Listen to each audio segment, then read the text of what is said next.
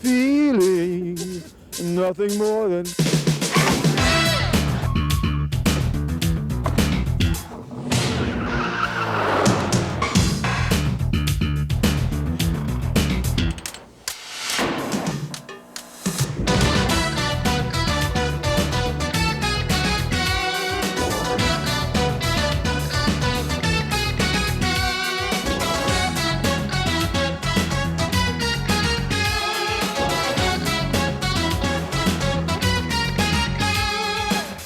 I tend to not get into this car of the year business to the same degree.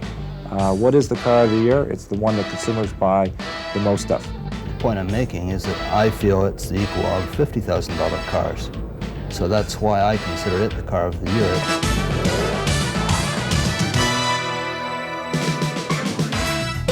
Motoring 92 is brought to you by Quaker State.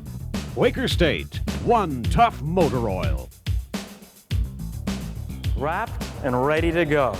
Hello everybody and welcome to Motoring 92. You notice the monkey suit? Well, it takes a special occasion for me to put one on. Well, this week happens to be one of those occasions because what we're going to be doing is presenting Motoring 92's second annual Car of the Year special. And joining me right now, no stranger to motoring fans, Graham Fletcher, of course, test drives the vehicles each week on the program. Now, the first question is, what's the criteria, Graham, that we're going to be using to pick our Car of the Year? Any 1992 model year car that we've tested is eligible. Now, to make things a little fairer, we've separated into 5 categories: economy car, family car, luxury car, sport or performance car, and then last but not least, light truck or van. Now, one of those vehicle winners will end up being our Car of the Year. All right, now one of the hottest cars right now in the automotive world is the Mazda RX-7. We haven't included it. Why is that? Quite simple. The RX-7 is a 1993 model year, and therefore it didn't meet our basic criteria. All right, well, we've got envelopes waiting to be opened. We also have Jim Kenzie and Bill Gardner waiting to drop by. That and much more as we continue, so stay with us. Well, I don't think they're ego trips for the manufacturers. I think they're ego trips for the journalists, to tell you the truth, or the people choosing them. Boy, we have the power over these big vehicle companies. We're going to make or break them. If we choose their vehicle, they're going to be beholden to us. We get to drive their vehicle. We're going to get their advertising revenue. We're going to get their stories. They're going to treat us very, very well. I would tend to have the vehicle companies publish their sales numbers at a make and model year once a year, and the top selling vehicle per category, which appeared in the weekend newspaper last weekend, would be the vehicle of the year in that particular category. That's the best way of doing it. Let the consumer vote. And they do every day of the week, 365 days a year.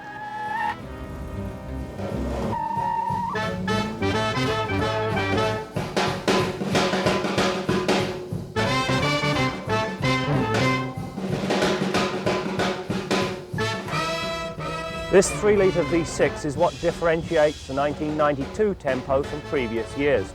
Prior to this, only a 4-banger was available. Now, the knock against that is that the immediate competition has been the Chevy Cavalier, which has always offered a V6. This new 3-litre sequentially multi-port fueling... Sorry. Digital dashboards, for example, were popular a few years ago, but drivers with bifocals found they couldn't focus on the instrumentation. We're starting to see larger...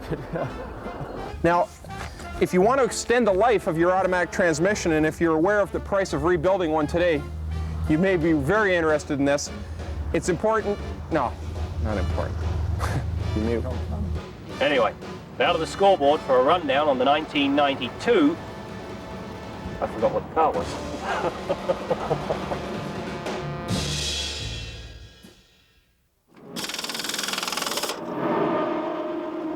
Welcome back to Motoring 92 as we present our second annual Car of the Year special. And joining me once again is Graham Fletcher, our man behind the wheel, every week on Test Drive. Now, our first category is for economy car. And Graham, there's an old adage that you get what you pay for. Is that necessarily true, though, with today's cars? No, with today's economy cars, you get a trickle-down of engineering that comes from far more expensive automobiles. The net effect is that these cars sell very well, and it could be the difference between a dealer staying in business and not. And for the consumer, he or she come out a winner again. Oh, very definitely so. All right, now let's have a look at our 3 finalists for the 1992 Economy Car of the Year. The economy car class consists of 2 new models and a perennial winner, the Honda Civic, the Hyundai Elantra, and the Saturn SL1. The revised styling of the ever-popular Civic combined with advanced technology makes this car a must for most shopping lists. The Elantra offers a level of technology that is a first for Hyundai and signals that they intend to become a serious player in this segment of the market. But the winner of the economy car class is a car that demonstrates that the North American car industry is not yet ready to surrender to the Japanese might. The new Saturn is as good as any and in some respects better than most of the competition it faces and therefore gets the nod. Car of the Year. Does it matter? Does anybody care? Well, to the car makers who win, it sure matters. They spend millions of dollars advertising their victories. In Japan, and particularly in Europe, Car of the Year is the biggest thing that can happen to a new model. In the United States, Motor Trend Magazine's award is probably the best known, but it's been tarnished in recent years with accusations that it rewards advertising purchases more than automotive excellence. Now, Motoring 92 is the best car television show in the world, and that's not just me talking. I mean, my rabbit ears don't even pick up TSN. But we got the trophies to prove it, and I've seen car TV shows around the world, and believe me, you're looking at #1 right here. So why shouldn't we choose a Car of the Year too? Well, we will, in a few minutes. Incidentally, everything Jim Kenzie just said is the truth. And oh yes, he'll begin writing our press releases sometime next week. You know, I was talking to a real estate agent the other day, and he told me that one of the first things that people look at before buying a house is the bathroom.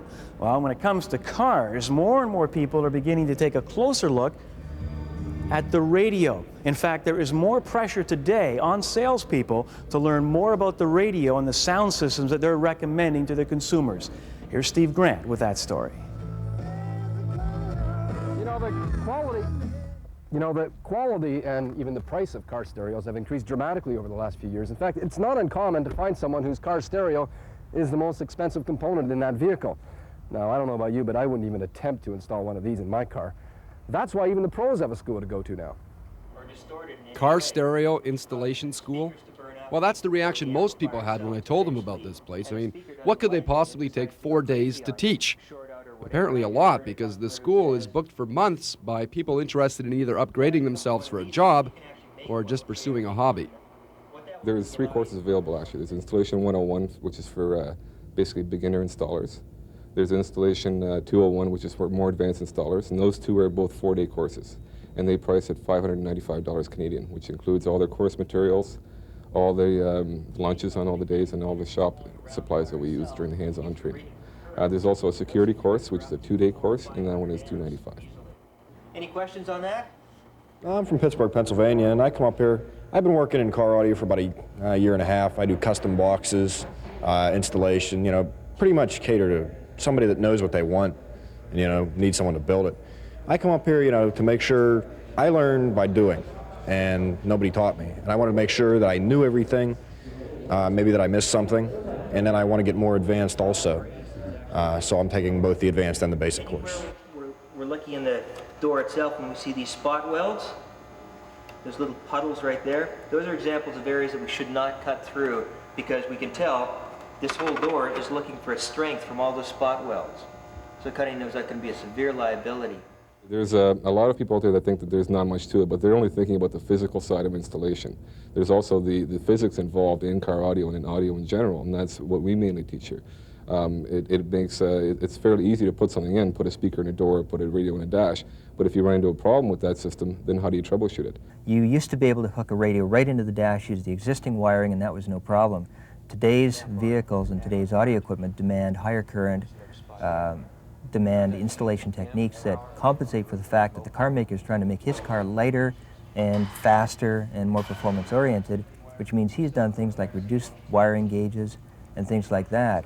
An installer who gets in and installs one of these new heavy-duty car audio amplifiers in a car is going to immediately overtax the existing wiring unless he knows exactly what he's doing. Who hasn't laid upside down in a trunk yet? Me. And of course, what would school be without a good old-fashioned prank? In this case, the instructor uses a piece of putty to stick the sharp end of a screw on the door of the bimmer, creating the illusion of a very expensive mistake. Have you seen this? Yeah. Look at this.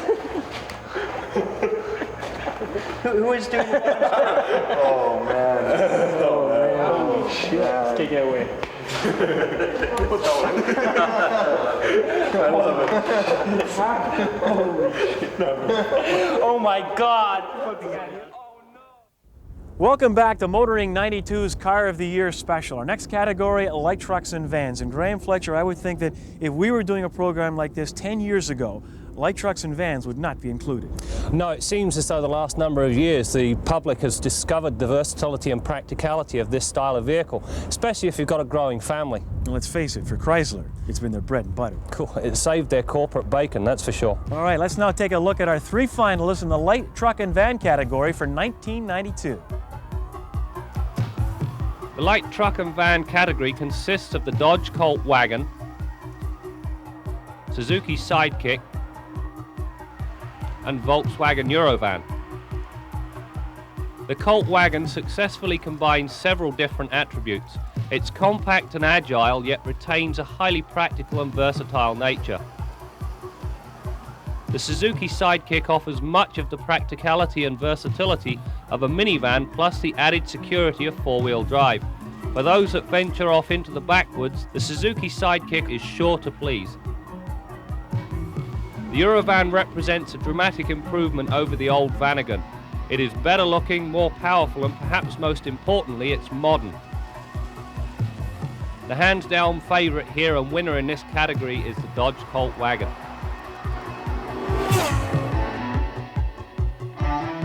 My advice to the manufacturers is look to the manufacturers that are successful today and learn from them and make a commitment to quality that all of you manufacturers talk about, but so many don't deliver on.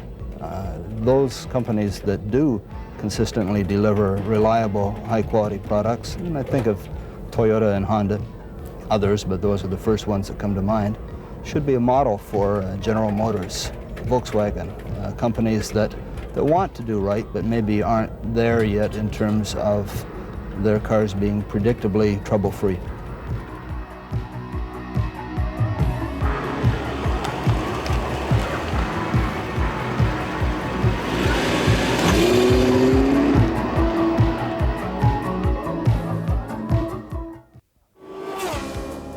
How does an automotive journalist choose a car of the year? Well, you can look at objective stuff like interior room, performance, handling, features, and price.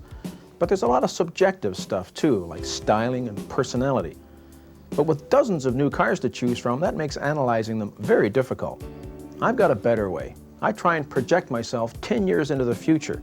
Looking back on the 1992 crop, what car are we going to remember 10 years from now?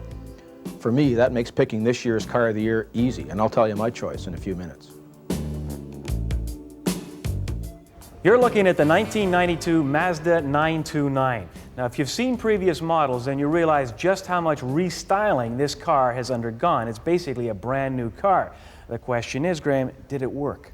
For me, it certainly did, and if this is an indication of what we can expect from the new upscale and Marti division, I think we're in for some pretty good-looking cars. And they say the future for Marti could be as early as 1993. All right, our next category just happens to be luxury cars. Now, let's check out our 3 finalists.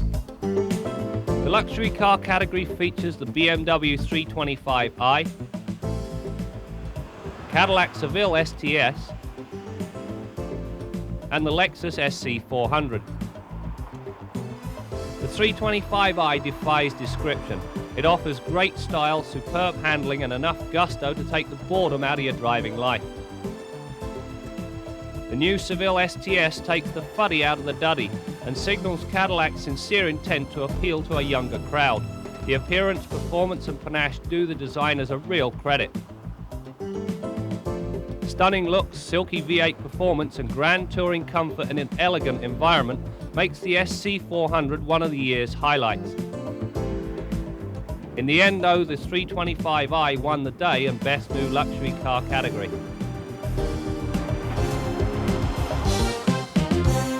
So the 325i is your pick. Was it a tough pick, though? Very much so. Of all the categories, that was by far and away the toughest because any one of the three cars would have made a worthy winner. But I selected the Bimmer because it has all the right ingredients at the right price. Well, there's luxury, and then, Gray and Fletcher, there is performance. Look at that. Now, whatever happened to the concern about fuel economy? Yeah, but you know, speed is a lot of fun. The Honda Prelude, Mazda MX-3, Saturn SC, and Subaru SVX make up the sports or performance car category. The fourth generation Prelude has undergone radical transformation. I guarantee you will not mistake this for any other car. The highlights include a revised and more powerful powertrain and electronic four-wheel steering. The MX-3 is a very competent car that is enormous fun to drive, especially with the V6 motor. When so equipped, the car gives some far more expensive cars a real run for their money. As a car, the Saturn SC is a good one. It combines looks, performance and handling in a package that is sure to give the North American car industry a much needed shot in the arm. The level of technology found in the SVX is nothing short of extraordinary.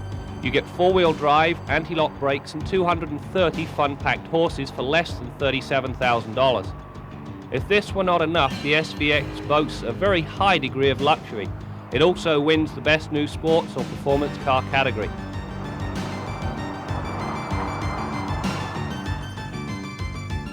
Well, as Bill Gardner likes to tell us, sooner or later, every car of the year is going to end up in here on the hoist. And speaking of Bill Gardner, we're now going to head to his garage because this week, Bill has a few things to get off his chest.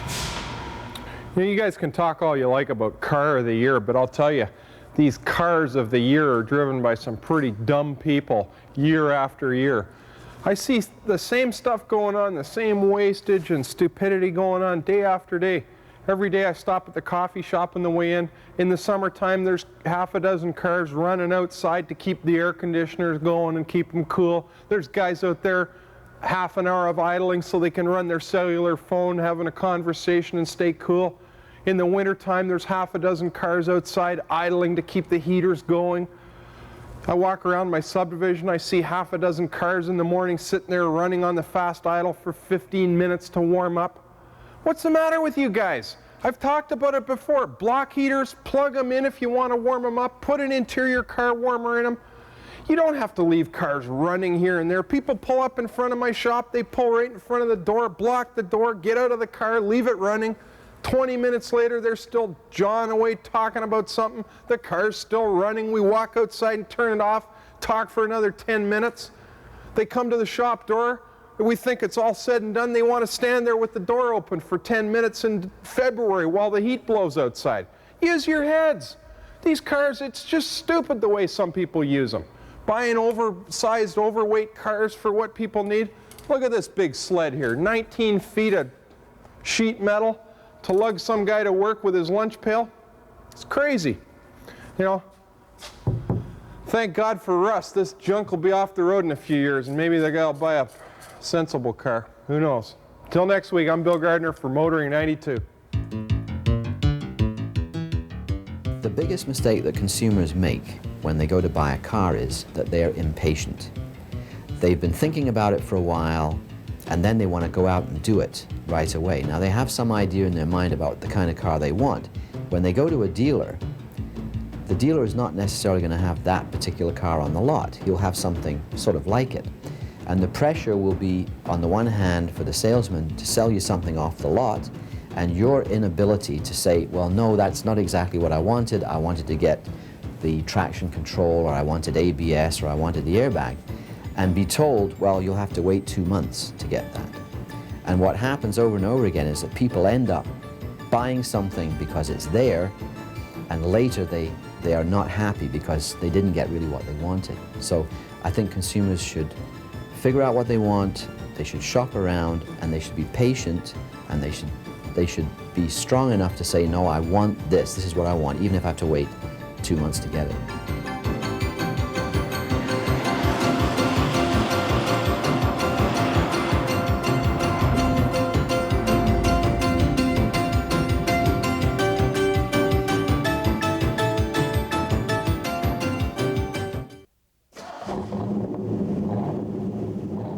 seen a lot of cars, and we've now come down to our final category, family car. And you know, Graham, back in the good old days, you had a sports car, a family car, or a luxury car to choose from. But with so many models out there today, how do you define the family car of the 90s?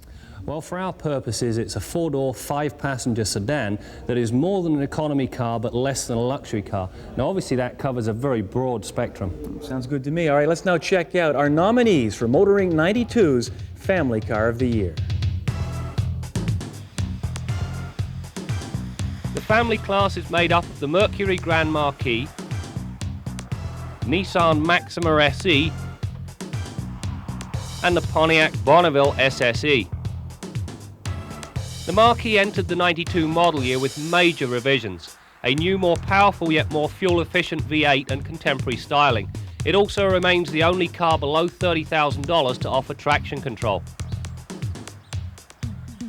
The Pontiac Bonneville SSE offers a spacious interior that has been successfully combined with a sporty feel and style that does not compromise passenger comfort. While the Maxima's appearance has changed little, under the hood the SE is all new, the engine being derived from the base 300ZX unit. Add to this front-wheel drive traction that includes a limited slip diff, and you have a car that sets a new benchmark for the family sedan. For this, Nissan win the family sedan category. At the time of taping this commentary, I don't even know what car Motoring 92 has chosen as their car of the year. As resident curmudgeon on this show, I don't even get a vote. But I tell you right now, if the BMW 325i isn't the car of the year, I'm going to march the entire crew of this show over to the set of the World of Horse Racing and have a urine test done on them. Now, there's no fudging here on Kenzie's Corner. I only prepared one of these commentaries. So Brad, Steve, and Graham, if the BMW isn't your car of the year, you've got a lot of explaining to do. I'm Jim Kenzie. Well, Jim Kenzie has made his selection, but it's now time for Motoring 92 to announce its pick for 1992 Car of the Year. Graham Fletcher is standing by with the winner, but first he's going to recap our category winners. In the economy category, the nod went to Saturn. Good value for the money was the key here. Up next in the light truck and van section, Chrysler continues its tradition of victory. This time the winner is the new Dodge Colt. The toughest category was the luxury division, and the 1992 BMW 325i came out on top, but it was really close. The Subaru SVX with its split window design captured my imagination and my vote in the sporty performance category. And finally, in the family section, the nod goes to the Nissan Maxima SE. Congratulations to all of our winners. So there you have our category winners, but it's now time to announce the big winner, the one we've all been waiting for. So Mr. Graham Fletcher, how would you like to announce Motoring 92's Car of the Year? I will indeed. Motoring 92's Car of the Year is the BMW 325i. The handling characteristics are wonderful, the performance terrific, and in the original test drive I said it had the best transmission in it in the world, and I stand by that statement. Okay, Graham, so there you have it, the BMW 325i, Motoring 92's Car of the Year. So congratulations to BMW, and congratulations to all the auto manufacturers who are, for the most part, producing better automobiles. And I think they're succeeding, and in the long run, the consumer comes out the winner. Well, that's it for now, but we'll see you next week for more stories about cars and the people who drive them, and vote for them. See you next week. Motoring 92 has been brought to you by Quaker State. Quaker State, one tough motor oil. Gentlemen, on behalf of the entire crew of Motoring 92, this is our second Car of the Year award. This year, of course, to a worthy winner, the BMW 325i. Congratulations. Thank you very much, Steve. On behalf of the engineers and the people who developed this car in Munich and all the people here in Canada, we're very honored and privileged to have won this award. We tend to agree with your selection. In 1992, we will be expanding the range of 3 Series cars here in Canada. We hope to be eligible for your award next year, and we hope to win it. Thank you very much.